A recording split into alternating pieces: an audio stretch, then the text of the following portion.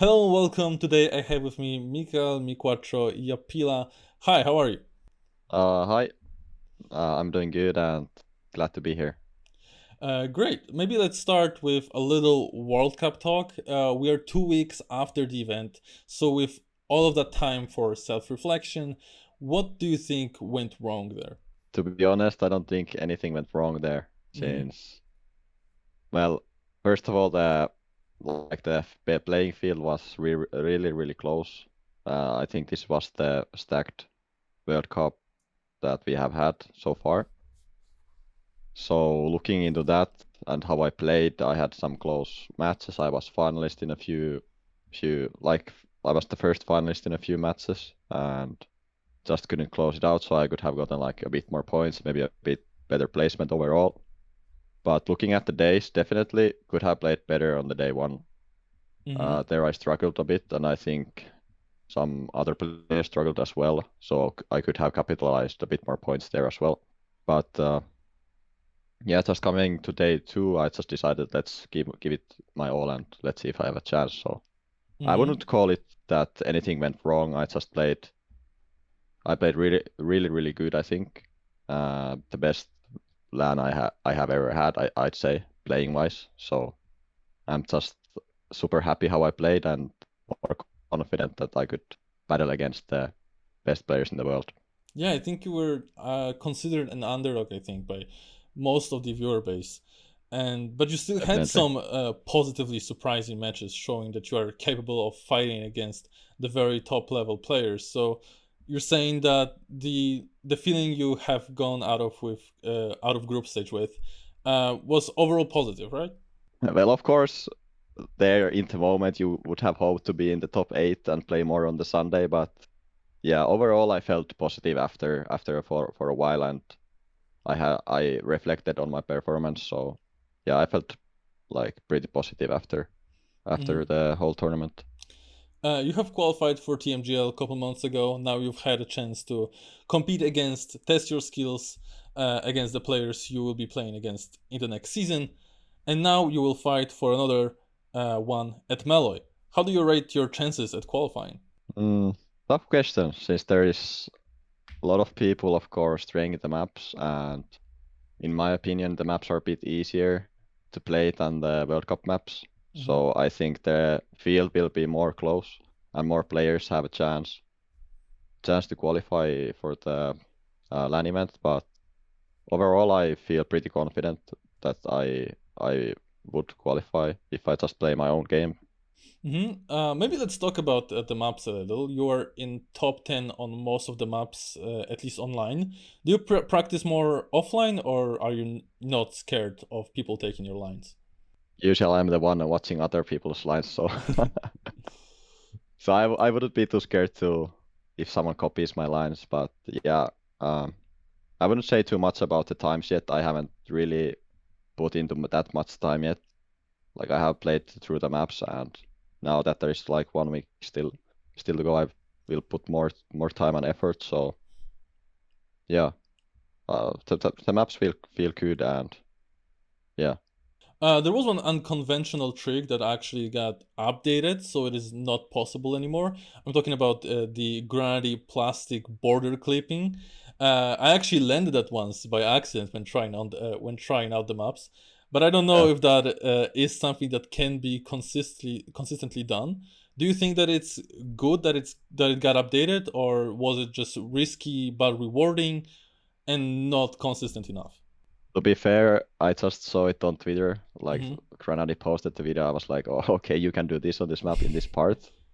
But I didn't try it myself. I would imagine it's pretty hard to do it consistently. I'm not 100% sure, but that's my opinion on it. And uh, well, on the thing that they fixed it, I think it's a good thing that they fixed it, so there is no misunderstanding about the correct lines or anything. So What is your main motivation for qualifying for this event?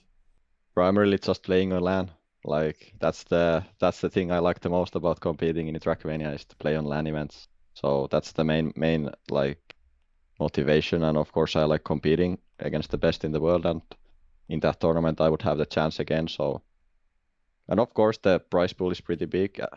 Was it like 30K, if I'm correct? Yes. Yeah, it's 30K, and also there is some more activities besides the tournament. Like I would be able to see the Nordic, like the northern Norway as well, and do some other activities with the other players. So yeah, would be fun to qualify, and I'm definitely motivated by the whole idea behind the event, and the event of course itself. Yeah, I noticed that there are actually two camps of players trying to go for this event, and there are those that are very excited for all of the additional activities, and those that are actually quite demotivated by all of this. What camp are you in? You're saying that you're more excited for them? Uh, I'd say I'm like 50-50 in both camps.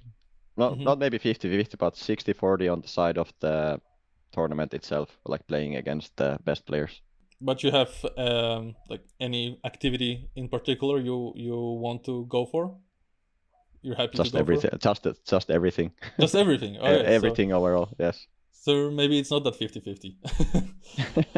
How did you react to prize pool getting lowered from 50K to 30K? It was supposed to be the biggest prize pool in Trackmania history, and now it's still quite high, but it like doesn't feel the same to me at least. It's 20K less. Did that impact your motivation at all? To be fair, like of course I saw that, and there was the info that it's the biggest prize pool ever.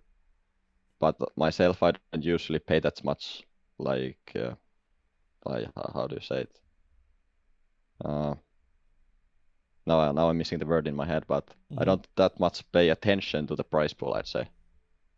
Like, Yeah. of course, I like care about like how much money is, of course, in the tournaments, but I don't really like it. Yeah, I just don't feel like it's that big of a deal for me if it like the our price pool got lowered. That's Hmm. my opinion. It even when I heard it, I was like, well, it sucks, of course, but it is what it is, and still 30K is quite a lot. So yeah, that's my take on it. It kind of feels like you're overall in Trackmania esports not really for the money, just for the competition. You just really want to be in the group of the best players and meet them and compete against them on LANs. But it is second LAN, second travel expenses, and you're still without an org.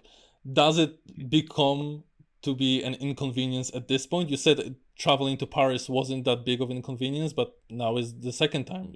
Does it start to be quite bad for your pocket?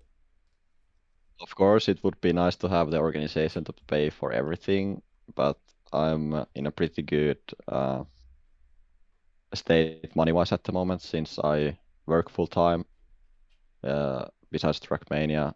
So it's still I'm not going broke if I even Hmm. have to pay it myself. So no, I don't worry about it yet. But of course, it would be nice to represent and get like support by an organization. So still looking for one. Hmm. There is one complaint about the event we can hear from pro players, and it's about general communication about the event, the Meloy. Main channel for new information was Twitter for most of the time. Some information about the dates regarding the qualifiers were different on Twitter and on Discord. It got corrected, I think, today actually. But it happened. We still don't know who is invited for the main event. How do you feel about the whole flow of the information topic? Is it fine or should it be better? That's a tough question. Like, I think there could be more information out about the tournament, and also I think the invited players should be released earlier, like at the same time that the maps were released. So, well, I don't know if the invited players are yet even completely decided. I don't know about that, but I think there's could be more like information in general about of course, there was the case about the tournament's qualifier dates, and also I think about the dates when you have to be there earlier, I think, for the other activities. Hmm. So yeah, I think overall, yeah, maybe there could be more communication.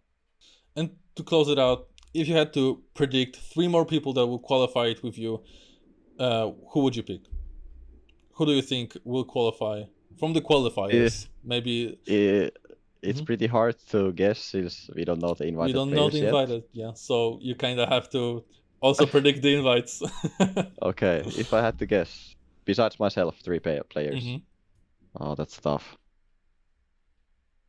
I'm not just trying to think who is practicing at the moment the maps on the local records. I'd say Feed. hmm Feed is playing good. And who else? I'd say Dvin is if he's training. hmm And one more. Maybe Ratchet. Ratchet. I don't know if he's training, but I would put him there. All right. Thank you for the interview. Do you have a short message for your fans and the viewers? Thanks again for supporting me as always. It was fun to see you guys supporting me in the World Cup as well, and thanks for the warm words after the event. And I hope to see you guys supporting me in the future events as well. So here it is, another treat for the Meek Boys and to all the viewers. You can find all the links to MiQuatro socials in the description. Thank you very much for watching. And if you enjoyed, I invite you to leave a like and subscribe for more interviews in the future. Thank you very much.